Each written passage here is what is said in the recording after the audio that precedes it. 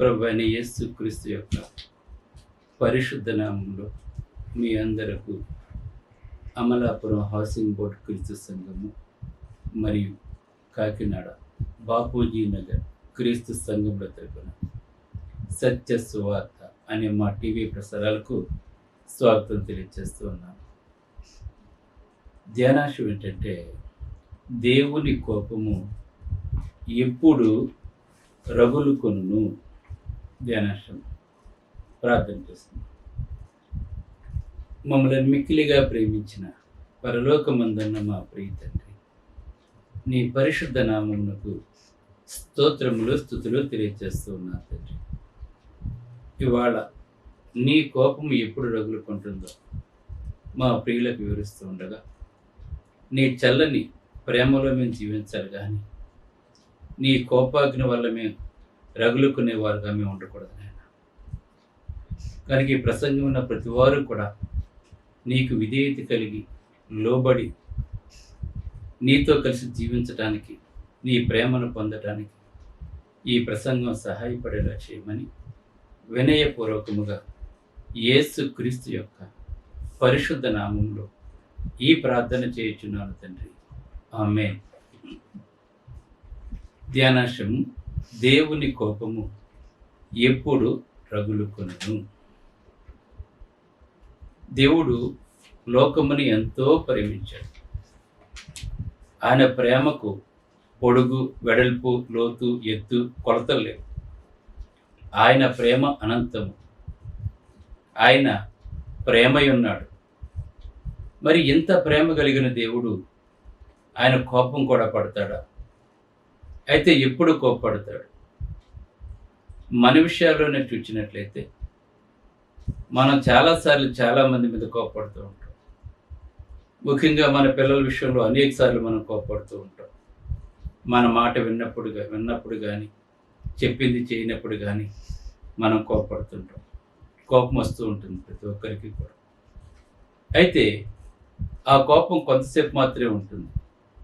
ఆ కోపం ఎందుకంటే సరిచేయటానికి కోపడుతూ ఉంటాం వాడు.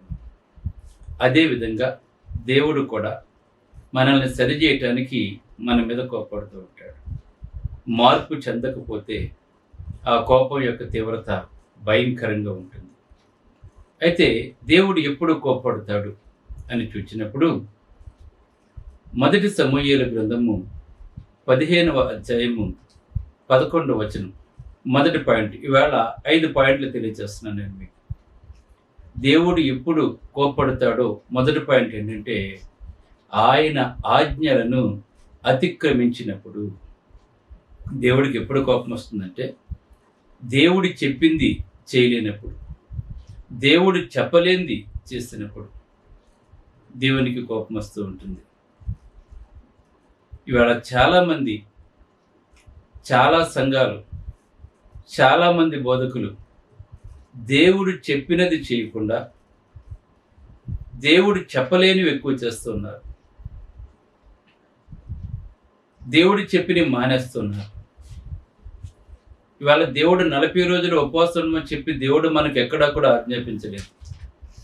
లెంట్ డేస్ చేస్తూ ఉంటారు, ఉపవాస దినాలని చెప్పి అంటుంటారు. ఉపవాసము అంటే ఆహారం కానీ నీళ్లు కానీ ఏమీ తాకుండా ఉన్నదాన్ని ఉపవాసం అని చెప్పి అంటారు. ఈ 40 దినాలు ఎప్పుడు ఉపవాసం ఉంటున్నారు గమనించాలి మనం.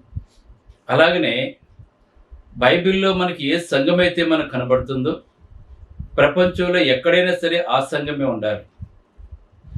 అన్నిటికంటే అత్యున్నతమైన దేవుని నామాన్ని తీసివేసి తమ ఇష్టం వచ్చిన పేర్లు పెట్టుకుంటూ మేము కూడా బాగానే ఆరాధిస్తున్నాం చెప్పుకుంటున్నారు. ఇవాళ అన్ని నామాల కంటే క్రీస్తు నామాన్ని దేవుడు హెచ్చిస్తే ఆ హెచ్చించిన నామాన్ని తీసివేసి ఆ సంఘానికి ఏదో ఒక పేరు పెట్టేసుకుంటున్నారండి. ఇవాళ ఏదో ఒక పేరు పెట్టేసి ఇది దేవుని సంఘం అని చెప్పి మాట్లాడుతూ ఉన్నారు. ప్రజల గొర్రెల వంటి వారండి. ఎవరు ఎలా నడిపిస్తే అలాగే పోతూ ఉంటారు. ఈవేళ ఇన్ని సంఘాలు ఉండటానికి గల కారణం ఏంటంటే ప్రజలు ప్రతి ఒక్కరిని నమ్మేస్తూ ఉంటారు. అది మంచిగా చెడ్డని చూడండి. గొర్రె కూడా అంతే, తన కాపరిని వెంబడిస్తారు. అది మంచికి తీసుకెళ్తున్నాడో చెడుకు తీసుకెళ్తున్నాడో ఎక్కడ తీసుకెళ్తున్నారో వాడికి తెలియదండి.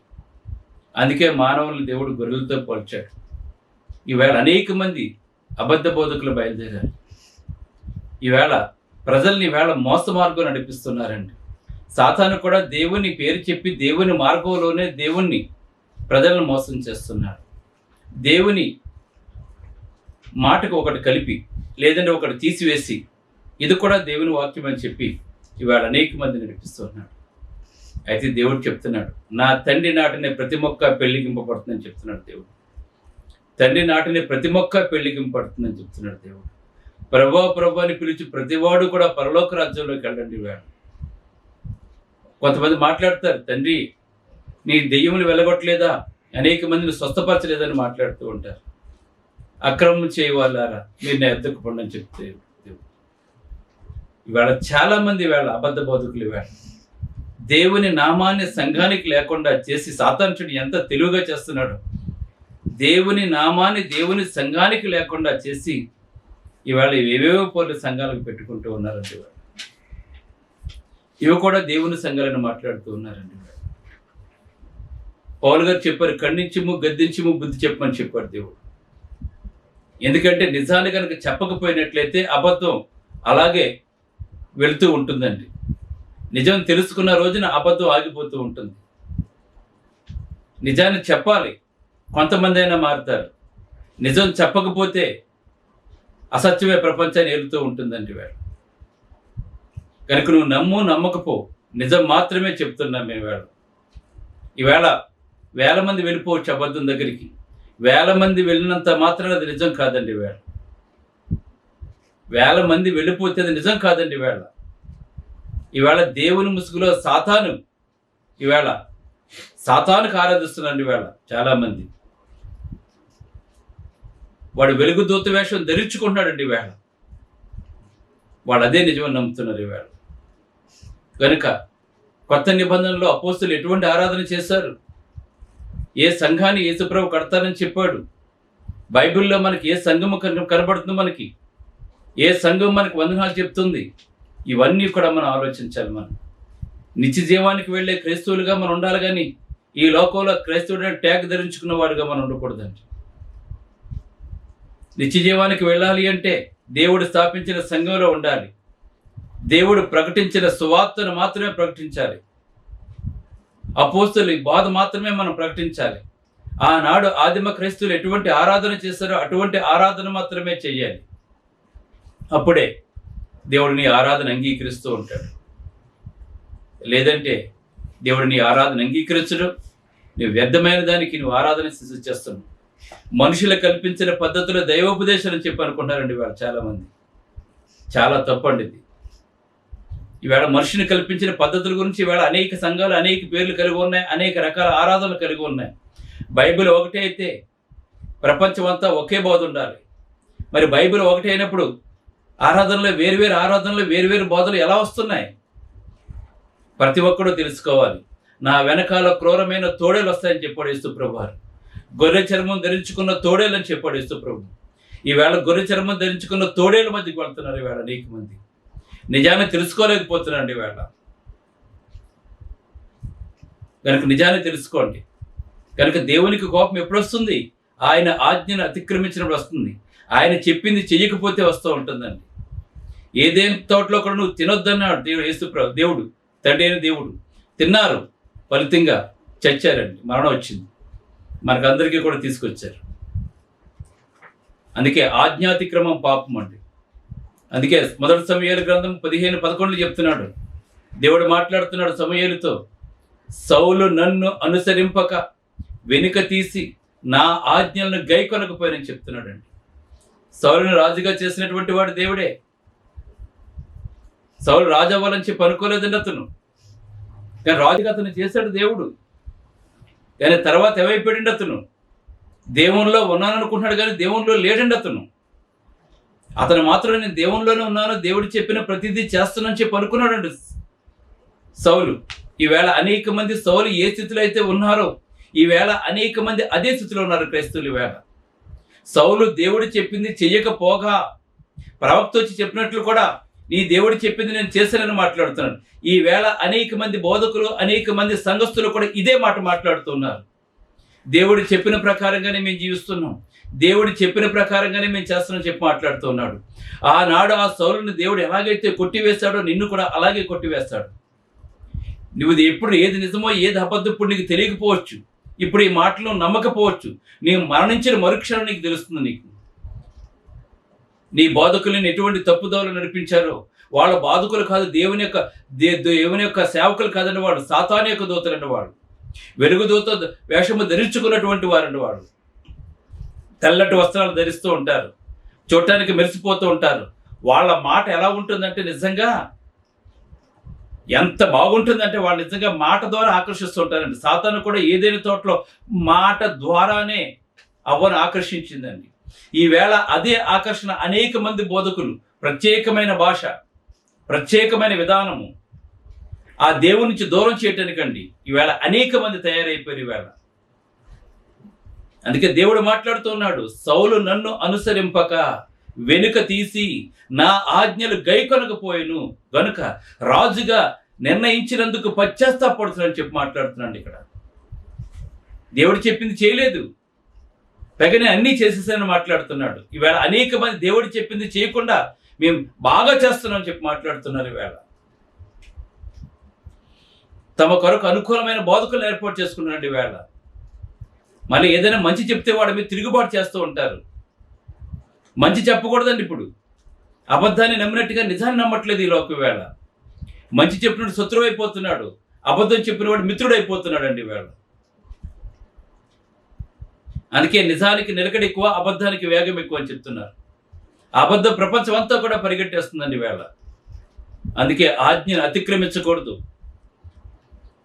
దేవుని లేఖనాల్లో ఉందా లేదా, ఇది నిజమా కాదా, ఏ సంఘం బైబిల్లో ఉంది, ఏ బోధ బైబిల్లో ఉంది, అపోస్తలులు ఏ బోధ చేశారు, ఇది ఖచ్చితంగా మనం చేయాలి. మనం ప్రతి ఒక్క ఆరాధన స్థలంలో ఉంటుంది, ఆత్మతో సత్యముతో దేవుని ఆరాధించాలని చెప్పి ఆడ పేరు మాత్రమే ఉంటుంది. అక్కడ ఆత్మతో సత్యముతో ఆరాధన జరగదండి. అక్కడ వ్యర్థమైన ఆరాధన జరుగుతుందండి. అందుకే ఆజ్ఞాతిక్రమ పాపం. ఈ సౌలు దేవుని అనుసరింపక వెనక్కి తీసి నా ఆజ్ఞలు గైకొనకపోయిన గనుక రాజుగా నిర్ణయించినందుకు పశ్చాత్తాపడుతుందని చెప్పేసి దేవుడు అతన్ని రాజుగా కొట్టివేశాడు. అతను నీకు మారుమనసు పొందే అవకాశం దేవుడు ఇచ్చాడు. బైబిల్లో ఒకే ఒక సంఘం కనపడుతుంది, క్రీస్తు సంఘం మాత్రమే. అది ఆత్మతో సత్యముతో ఆరాధించాలి. ఆరాధనలో ఎటువంటి సంగీతాలు కూడా ఉండకూడదండి. స్త్రీలు మాట్లాడకూడదు సంఘంలో, పురుషుని స్త్రీ మాట్లాడకూడదండి. బయట మాట్లాడొచ్చు కానీ దేవుడు తెలియజేస్తున్నాడు ఈవేళ ప్రతి ఆదివారం ఆయన ప్రభు యొక్క శరీరక్తాల్లో పాలు పంచుకోవాలి. ఆరాధన అంటే 5 అంశాలు ఉండాలి. ప్రార్థన, కీర్తన, వాక్యము, రొట్టె విచ్చుట, కానుకలు, 5 ఆజ్ఞలు కూడా ఉండాలండి. ఇది నిజమైన ఆరాధన. బాప్తిస్మం అంటే నీటిలో ముంచబడాలి, చిలకరించకూడదు. మీరు వింటే వినండి, వినకపోతే మానేయండి. మీరు బాధపడితే బాధపడండి.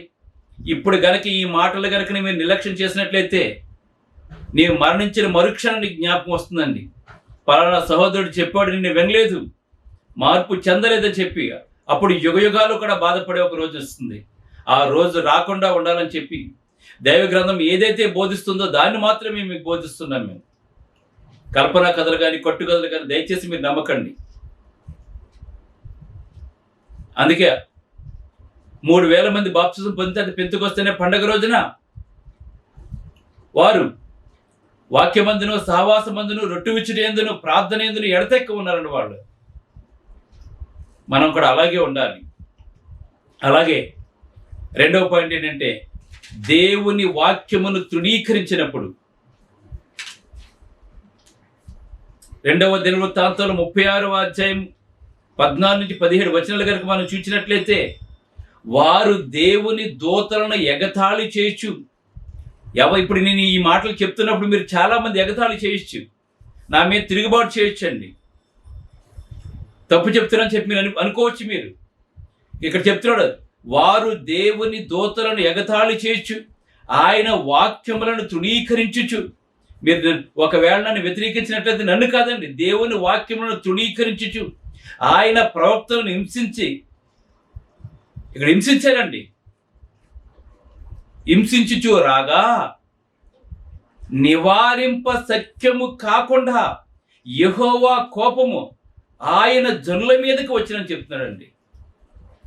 ఒకవేళ నువ్వు నిజమైన సత్యమును గనక తృణీకరించినట్లయితే, అటువంటి దాన్ని గనక వ్యతిరేకించినట్లయితే, ఇక్కడ కూడా వ్యతిరేకిస్తే ఏం జరిగింది? నివారింప సత్యము కాకుండా యెహోవా కోపము ఆ జనుల మీదకి వచ్చిననుందండి. ఇక్కడ దేవుని యొక్క ఉగ్రతకు మీరు గురి కాకుండా ఉండాలి అంటే సత్యం తెలుసుకోవాలి. అప్పుడు సత్యము మిమ్మల్ని స్వతంత్రులుగా చేస్తుంది. మిమ్మల్ని నీ వాక్యమే సత్యం అని చెప్తున్నాడు ఇక్కడ దేవుడు. దేవుని వాక్యమే సత్యం. ఆ సత్యం ఏమైతే చెప్తుందో ఆ ప్రకారంగానే చెయ్యాలి మనం. ఇది రెండవ పాయింట్.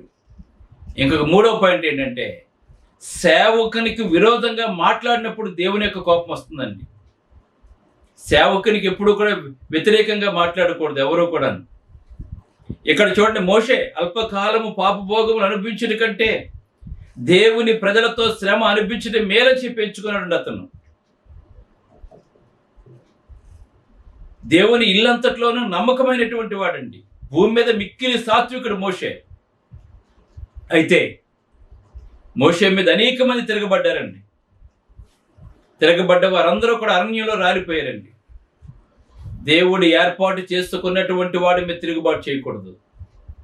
దేవుడు తెలియచేస్తున్నాడు, మోషే మీద తిరుగుబాటు చేస్తారు, అనేక మంది తిరుగుబాటు చేస్తారండి. నువ్వైనా నిన్నైనా దేవుడు ఏర్పాటు చేసుకుంది, మమ్మల్ని దేవుడు ఏర్పాటు చేసుకోలేదా? ఇవాళ అడగొచ్చు చాలా మంది. ఈవేళ మీరైనా సేవకులు, మేము సేవకులం కాదా? మీకంటే ఎక్కువ మంది మా దగ్గర ఉన్నారు, మీకంటే ఎక్కువ అని మాట్లాడొచ్చు మీరు ఈవేళ. అయితే ఇక్కడ చూడండి, ఇక్కడ యెహోవా కోపము వారి మీద రగులు కొనగా, దేవుని సేవకుని మీద గనక ఎవరైనా విరోధంగా గనక మాట్లాడినట్లయితే, నిజము చెబుతున్న వాడికి విరోధంగా ప్రవర్తించినట్లయితే, విరోధంగా మాట్లాడినట్లయితే, యెహోవా కోపం వారి మీద రగులు కొనగా మేఘము ప్రత్యక్ష గుడారం నుండి ఎత్తబడను. అప్పుడు మిరియాము హిమము వంటి తెల్లని కుష్టి కలదైపోయిందండి. ఇక్కడ దేవుని కోపం రగులుకుంటుంది. ఇప్పుడు చెప్తున్న సువార్త ఇది నిజము, ఇది సత్యము. దేవుడు చెప్పింది మాత్రమే మేము ప్రకటిస్తున్నాం. ఇక్కడ మేము ఒక్క కల్పన కూడా ఉండదండి. ఇక్కడ మాకు దేవుడు చెయ్యమన్నది మాత్రమే చేస్తున్నాం. కొత్త నిబంధనలో ఎటువంటి పండుగలు కూడా లేవండి. కొత్త నిబంధనలో ఈవేళ పస్కా పండుగ చేస్తారు, పర్ణశాల పండుగలు చేస్తారు, గుడారాల పండుగలు చేస్తుంటారు. వేల కొద్ది మంది వెళ్ళిపోతూ ఉంటారండి. అక్కడ అసలు ఈ క్రీస్తు ఏ రోజున పుట్టాడు కూడా బైబిల్లో డేట్ కూడా మనకి ఇవ్వలేదు. ఇవాళ క్రిస్మస్లు చేసేస్తూ ఉంటారు మళ్ళీ జనాలు. వేళ అది పెద్ద పండగగా చేసేస్తుంటారు. దేవుడు చెప్పలేదండి అలాగా. పండుగలు లేవు కొత్త నిబంధనలో. ఈస్టర్ చేసేస్తూ ఉంటారు. మళ్ళా సమాధి దగ్గరికి వెళ్ళిపోతుంటారు. అక్కడ సమాధి దగ్గర ఏముంది? అతను గనక సత్యంలో జీవించినట్లయితే అతని ఆత్మ పరదేశంలో ఉంటుంది. సత్యంలో గనక జీవించకపోతే అతను ఘోరమైన అగ్నిజ్వాలలో రగులుతూ ఉంటాడు. నువ్వు సమాధి దగ్గరికి వెళ్ళి ఏం చేస్తావు? నువ్వు కొవ్వొత్తులు వెలిగించేస్తాడు. ఇక్కడ నువ్వు చేసే పని ఏమి లేదు. ఇక్కడ అతను చేసిందని అతను అక్కడ కోసుకుంటాడు. అక్కడ మంచి చేస్తే మంచి, చెడు చేస్తే చెడు కోసుకుంటాడు. నువ్వు సమాధి దగ్గరికి వెళ్ళి ఏం చేస్తావు? నువ్వు సమాధి దగ్గరికి వెళ్ళి పూజ చేసి వచ్చేది. ఎవడు చెప్పాడు చేయమని చెప్పేలాగా? మీకు బైబిల్లో లేనివి ఇవన్నీ కూడా, బైబిల్లో లేనివే చేస్తున్నారు ఈవేళ అనేక మంది. వేళ అవే ప్రజలకు వచ్చుతున్నాయి. వేళ ఏదో ఒక కూడికి పెట్టేట్టు, కూర్చోబెట్టేటువంటి మనుషుల్ని హిప్నాటైజ్ చేసేట్టు. ఇది కాదు బోధ. ప్రతి ఒక్కరు తెలుసుకోవాలి. దేవుడు తెలియచేస్తున్నాడు. దేవుడు నువ్వు మారు మనస్సెంతే, నువ్వు బైబిల్ చూడు. ఏ సంఘం నీకు వందనాలు చెప్తుందో, క్రీస్తు సంఘములన్నీ మీకు వందనములు చెప్తున్నాయని మాత్రమే ఉంది బైబిల్లోను. ఆయన నా సంఘమును మాత్రమే కడతానని చెప్పాడు. ఏ ఇతర సంఘాన్ని కడతానని చెప్పలేదండి యేసు ప్రభువు వారు. మనం నిత్య జీవానికి వెళ్ళాలి అంటే సత్యములో మాత్రమే జీవించాలి. ఇక్కడ కొద్ది కాలం నుండి పోతాం మనం. శాశ్వత కాలం నువ్వు ఎక్కడ ఉండాలనుకుంటున్నావు? నువ్వు యేసు ప్రభువు వారు ఎందుకు ఈ లోకంలోకి వచ్చాడు? ఆ పాపం యొక్క భయంకరమైన మరణం నుండి, నరకం నుండి నిన్ను విడిపించడానికి వచ్చాడు యేసు ప్రభువు. మళ్ళా తిరిగి అదే నరకానికి నువ్వు వెళ్తున్నావంటే, ఈ తప్పుడు బోధలు విని దేవుడు అంగీకరించడండి. దేవుడికి మానవుడికి స్వేచ్ఛ ఇచ్చాడు. ఇక్కడ నువ్వు నిష్ట వచ్చిన మార్గంలో వెళ్ళిపోవచ్చు. దేవుడు ఏం ఆప్ చేయడండి. కయ్యని హేబేలుని చంపినప్పుడు దేవుడు చూచాడు కానీ ఆపలేదండి. ఆ పండు తిన్నప్పుడు దేవుడు చూచాడు కానీ ఆపలేదండి. నీ కర్మ యొక్క ఫలితాన్ని నువ్వు అనిపిస్తావు. నువ్వు భూమి మీద ఏం విత్తే అదే కోస్తావు నీవు. దేవుడు తెలియచేస్తున్నాడు ఈవేళ. అందుకే మాట్లాడుతున్నాడు ఇక్కడ, సేవకునికి విరోధంగా మాట్లాడితే దేవుని కోపం రగులుకుంటుందండి. ఇక్కడ తెల్లని కుష్టిగత అయిపోయిందండి. అలాగనే శకునములు ముహూర్తములు చూసినప్పుడు దేవుని కోపం ఉగ్రత వచ్చేస్తుందండి. ఇవాళ క్రైస్తవుడు కూడా ఇవాళ ముహూర్తాలు చూపించుకుంటాడు వెళ్ళి. వేళ ఆ ముహూర్తం టైంకి తాళి కట్టాలి, ఆ ముహూర్తం టైంకి శంకుస్థాపన చేయాలి, ఆ ముహూర్తం టైంకే నువ్వు చేయించుకున్నా వాళ్ళు చేసినా కూడా దేవుని యొక్క ఉగ్రత నిన్ను విడిచిపెడతాను. నేను ఒక పెళ్లి చేసిన ఇంకోటి చేసిన సమస్తము కూడా మంచిదే. అందుకే చెప్తున్నా, అగ్నిగుణములు దాటించి ముహూర్తములను విచారించుచు మంత్రములో చిల్లంగితనము వాడుక చేస్తే ఆయన కోపం వస్తుందని చెప్పి ఇక్కడ మాట్లాడుతున్నాడు. ఇంకా భక్తిహీనులతో కూడా స్నేహం చేయకూడదు. 5వ పాయింట్ 2వ దినవృత్తాంతాలు 19:2 ఇక్కడ తెలియజేస్తున్నాడు దేవుడు, నీవు భక్తిహీనులకు సహాయం చేసి యెహోవాకు శత్రువై యెహోవా శత్రువులకు స్నేహితులు అని చెప్తున్నాడు ఇక్కడ. కనుక భక్తిహీనులతో మనం స్నేహం చేయకూడదండి ఇక్కడ. అందువల్ల యెహోవా సన్నిధి నుండి కోపం నీ మీదకి వస్తుందని చెప్తున్నాడు ఇక్కడ. అదే కీర్తన గ్రంథం 2:12 తెలియజేస్తాడు, కుమారుని ముద్దు పెట్టుకొనుడి లేని ఎలా ఆయన కోపించును. కుమారుడు అంటే యేసుక్రీస్తు. నువ్వు యేసుక్రీస్తు యొక్క మార్గంలో రాకపోయినా కూడా ఆయన కోపం నీ మీదకి వస్తుందని దేవుడు తెలియజేస్తున్నాడు. అప్పుడు నువ్వు త్రోవ తప్పి నశించిపోతావని కూడా దేవుడు తెలియజేస్తున్నాడు. అలానే బిలాము మొదట చెప్పాడు, వెళ్ళొద్దని చెప్పాడు, వెళ్తానన్నాడు, పోనిచ్చాడండి. సంఖ్యాకాండం 22:22 అతను వెళ్ళుచుండగా దేవుని కోపం రగులుకుందండి. అలాగే మొదటి దినవృత్తాంతాలు 13:10 చూసినట్లయితే యెహోవా కోపం అతని మీద రగులుకొను.